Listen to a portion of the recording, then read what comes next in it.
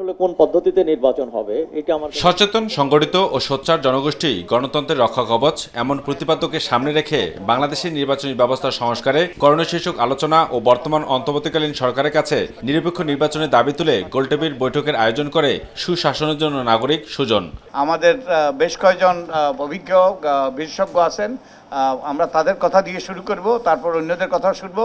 আর এ সময় গোলটেবিল বৈঠকে অংশ নেয়া নির্বাচন বিশ্লেষক, বিশেষজ্ঞ ও সুশীল সমাজের জনপ্রতিনিধিরা তুলে ধরেন সুষ্ঠু নির্বাচন অনুষ্ঠানের ক্ষেত্রে নির্বাচন ব্যবস্থা সংস্কারের কোনো বিকল্প নেই। জাতিসংঘ সহ অন্যান্য কিছু আন্তর্জাতিক দলিলে পরিষ্কার করে বলা আছে যে ইলেকশন অবজারভেশন এখন পর্যন্ত ইলেকশনটা কেমন হলো, তার কোয়ালিটি কেমন, এটা দেখার একমাত্র ব্যবস্থা হচ্ছে ইলেকশন পর্যবেক্ষণ। সংখ্যানুপাতিক নির্বাচনের যে ধারণা, আমার মনে হয় সেই ধারণাতে আমাদের সোসাইটিতে গণমাধ্যম কর্মীতে এটা লিটারেসির অভাব আছে।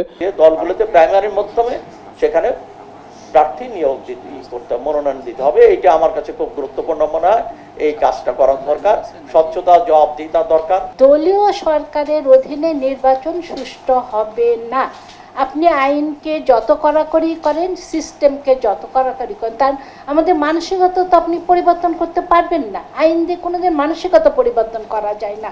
কমিশনের জন্য আচরণবিধি প্রণয়ন করা কমিশনারদের জন্য, পাশাপাশি জাতীয় নির্বাচনের আগেই প্রাতিষ্ঠানিক সংস্কারকে নির্বাচনী ব্যবস্থা সংস্কারের পূর্বশর্ত হিসাবে গণ্য করে প্রাতিষ্ঠানিক সংস্কার, বিশেষ করে জনপ্রশাসন এবং আইন শৃঙ্খলা রক্ষাকারী বাহিনীকে দলীয়করণ মুক্ত করা।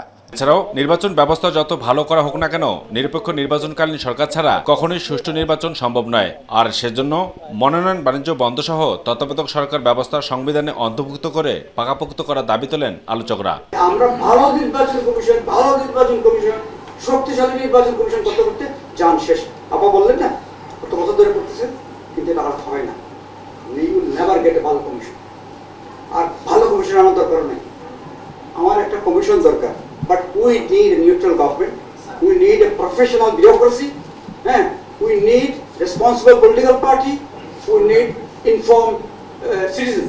আপনারা এরকম একটি সংস্কার করা যায় কিনা যে যে এলাকায় নির্বাচন করবে সেই এলাকার স্থায়ী বাসিন্দা হতে হবে। আমরা অভ্যুত্থান পরবর্তী যে নতুন বাংলাদেশের স্বপ্ন দেখি, সেই জায়গায় আমরা মনে করব এই সংসদে সবার প্রথম কাজ হচ্ছে রাষ্ট্রের প্রতিটি ভোটারের যে মতামত মূল্যায়ন, সেটার জন্য একটা মূল্যায়নের ব্যবস্থা করা হয়। যারা আপনার ফলস ভোটকে দেওয়ায় তাদের জন্য যে বিচারিক, যে তাদের শাস্তিমূলক যে ব্যবস্থা, সেটার ক্ল্যারিটি করতে হবে। যদি রাজনৈতিক দলগুলি যারা অংশগ্রহণ করবে তাদের যদি সদিচ্ছা না থাকে, যারা ভোট দিতে যাবে তাদের যদি সদিচ্ছা না থাকে, তাহলে পৃথিবীতে কখনো কোথাও একটা ভালো নির্বাচন, ত্রুটিমুক্ত নির্বাচন করতে পারা যাবে না। আমাদের যে কেয়ারটেকার গভর্নমেন্টের ব্যাপারটা একটা পার্মানেন্ট হিসাবে আমাদের সংবিধানে অন্তর্ভুক্ত করতে হবে, কারণ কালচারাল চেঞ্জ আনতে 100 ইয়ার্স সময় লাগে। আইনগুলো যা আছে এগুলোকে কি ভালো ইলেকশন কমিশন কি করে আনা যায়, সেগুলো ইত্যাদিতে অনেক কিছু। লজ্জা পাওয়ার কি আছে? ভোটটা ভোটাররা চালাক না। আমি সারা দেশে আমার 12 কোটি ভোটার আছে, 12 কোটি ভোটারের জন্য আমি 2.5 লক্ষ পোলিং স্টেশন করে দেব। পার ভোট কেন্দ্রের জন্য 500 ভোটারের বেশি কোনো ভোট কেন্দ্রে দেব না। পাশাপাশি নির্বাচন অবাধ, সুষ্ঠু ও গ্রহণযোগ্য করতে ছাত্র জনতার পরামর্শক্রমে নির্বাচন বিধিমালা আইন সংস্কার স্বচ্ছভাবে প্রণয়ন করার দাবি তোলা হয় সুশাসনের জন্য নাগরিক আয়োজিত গোলটেবিল বৈঠকে। গণভোটের মাধ্যমে অনেক কিছু করা সম্ভব।